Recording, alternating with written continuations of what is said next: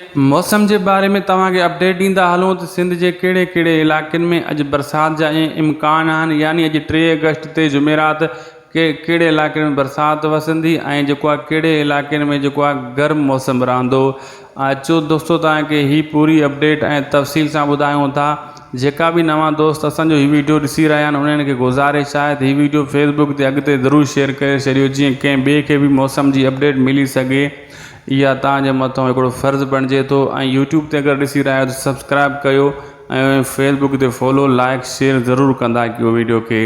तव्हांखे तफ़सील सां मालूमात ॾींदा हलूं त अपडेट इहा ई आहे त मतिलबु सिंध जे कहिड़े कहिड़े इलाइक़नि में बरसाति थींदी। ख़ासि करे दोस्तों तव्हांखे ॿुधायूं थरपारकर जे इलाइक़े में अॼु 3 अगस्त ते बरसाति जा इम्कान आहिनि ऐं कराची ऐं साहिली जेकियूं पट्टियूं आहिनि उन्हनि ते बि अॼु बरसाति जा इम्कान आहिनि। वक़्फ़े वक़्फ़े सां हिते बरसाति हली सघे थी ऐं बक़ाया अंदरूनी सिंध मतिलबु जेका बक़ाया सिंध जा इलाइक़ा आहिनि उन्हनि में किथे किथे वक़्फ़े सां बरसाति हली सघे थी, लेकिन ख़ासि हिते को बरसाति जो इम्कान न आहे। बाक़ी जुड़ बादल थी सघनि था, कहिड़े कहिड़े इलाइक़नि में हुजनि। सखर में भी जुड़ बादल अॼु थी सघनि था 3 अगस्त ते। ऐं जेको आहे अॻिते भी जेका भी अपडेट ईंदी तव्हांखे असां हिते इन चैनल ऐं इन पेज ते तव्हांखे अपडेट मिलंदी रहंदी।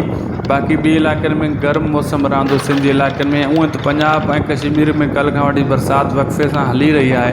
बहरहाल असां सिंध जी अपडेट ॾींदा आहियूं। सिंध जी अपडेट घटि ॾिनी वेंदी आहे ख़ासि करे नेट ते।